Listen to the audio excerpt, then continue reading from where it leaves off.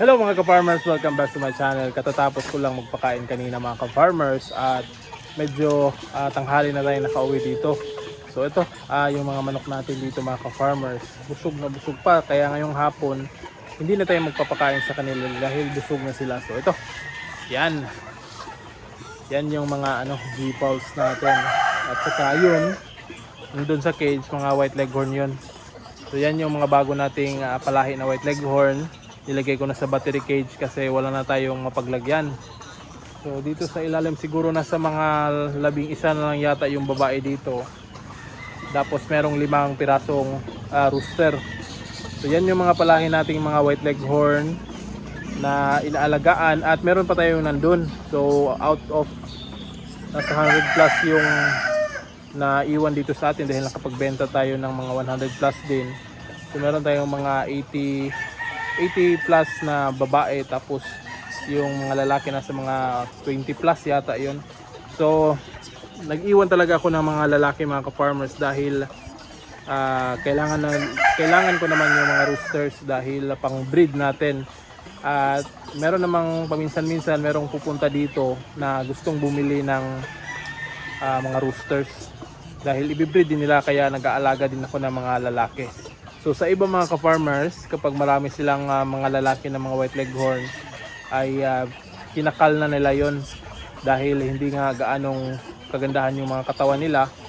At kung iulam naman yan mga ka-farmers, medyo malalakihan din sa gastos or aalagaan, malalakihan sa gastos dahil hindi naman agad yan lalaki. Mas malaki pa yung palong, mas mabilis lumaki yung palong kumpara sa kanilang katawan. So ito, yung mga white leghorns natin dyan. Yung kulungan ko dito mga ka-farmers, ito. Yan.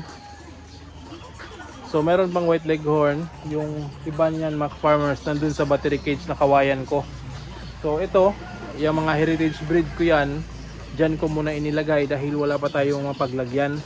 So ito, mga heritage breed po ito. Merong barred rock, yung abuhin natin or Pington blue. Itong may puti, may cross yan ng white leghorn na konti. May halong white leghorn kaya yung kulay nila ay naging puti. So yan may halo yan. Pero more on barred rock yan talaga mga ka-farmers. Krinosan ko lang yan ng white leghorn para mas malaki yung mga itlog nila. So ito yung mga pure leghorns natin dito. Yan sila 2, 4, 6, 7 piraso yung nandito. Yung iba nandun. Yun So yung nung una, yung mga white leghorn doon na nilagay ko dito. Pero ito kasi nagsisikipan na doon sa brooder. Kaya nilagay ko dito dahil plano ko mga ka-farmers na iti-testing sila dito kung hindi ba sila mag-aaway-away kagaya ng nangyari sa white leghorn, kasi plano kong gumawa ng ganito ulit na kulungan. Kasi sa ganitong kulungan hindi tayo masyadong mahihirapan mga ka-farmers kumpara kung gagawa tayo ng breeding pen na nasa lupa. So ang kagandahan dito mga ka-farmers, yung mga ipot nila na huhulog sa ilalim. So hindi na tayo mahihirapang maglinis. Dito na lang natin i-rake natin yung mga ipot nila. O kagaya niyan, hindi naman masyadong basa yung kanilang ipot, dry naman. Kaya mas maganda yan mga ka-farmers. Hindi tayo yung oras natin, especially kapag marami tayong papakainin, hindi mababawasan dahil hindi tayo masyadong maglilinis ng kanilang kulungan. So yan yung konsepto ko dito mga ka-farmers kung bakit ako gumawa nito. So plano kong gumawa ng isang ganito na mas malaki, yung mas mataas para mas marami yung malagay.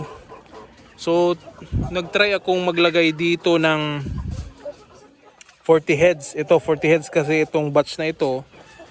Pero nagsisikipan sila mga ka-farmers. So tinanggal ko yung 20 piraso, nilagay ko dun sa breeding pen. So yan na lang, 20 piraso na lang itong natirang ganito. So sa tingin ko, itong isang ganito, 10 feet kasi ito, yung kulungan na ito. 10 feet by 4 feet.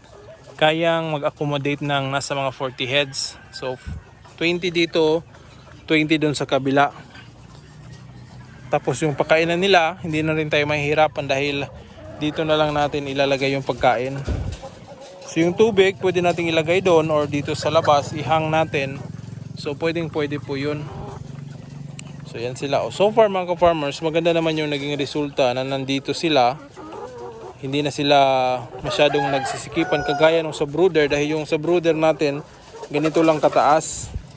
So kumpara dito, nakakalipad sila dahil naglagay ako ng dapuan. So may access sila sa taas, at in case na mangingitlog sila, merong pugaran doon sa likod, pwede silang mangitlog doon. So yun yung konsepto natin. Nga lang, medyo magastos. Ito yung nagastos ko dito mga ka-farmers sa pagbibuild nito. Hindi kasali yung labor. Yung materials mga ka-farmers lang yung binili natin. Yung labor ako naman yung gumawa, nag-welding. So umabot ng mahigit kumulang 9,000 yung ginastos ko dito mga ka-farmers sa paggawa nito. Hindi pa kasali yung labor dahil ako lang naman. So pero para sa akin okay naman yung naging resulta mga ka-farmers. Matibay naman. Ito matagal na rin ito. Ang kailangan lang talaga dito pinturahan yung itong galvanized screen natin. So ayan. So far okay na okay itong nagawa natin. Kung yung leghorn pa lang yung nilagay natin dito, maganda naman yung naging resulta. Hindi sila nagkakasakit. Wala akong nakitang white leghorn mga ka-farmers na nagkasakit dito sa kulungan na ito. Kumpara kasi kung sa lupa, kapag tinatamad tayo maglinis, yun na, doon na magsisimula yung sakit ng manok. Tapos papaliguan pa natin dahil napupuno ng alikabok. Kumpara dito mga ka-farmers, yan, malinis lang sila tingnan. Yung balahibo nila malinis dahil hindi sila lumulublob sa lupa. At hindi naman sila masyadong nagsisikipan. Yan sila oh.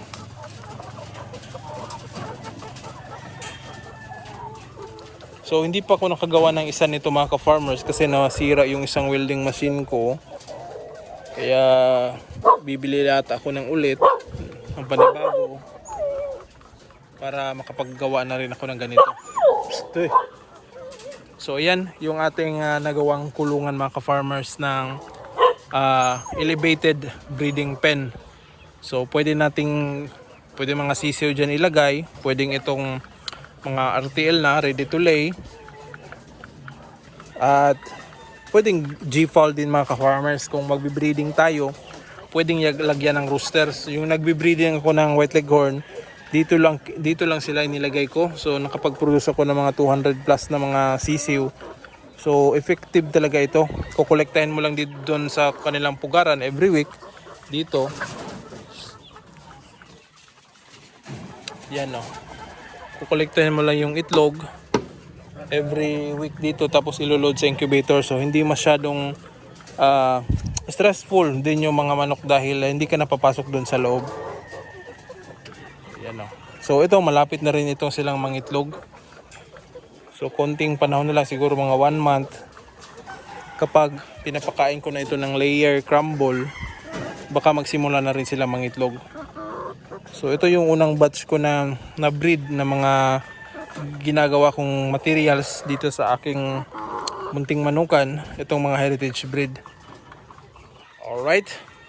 So yun lamang sa video na ito mga ka-farmers about dun sa ating kulungan. Sana nag-enjoy kayo at hanggang sa muli. See you in my next vlog at happy farming! Woo!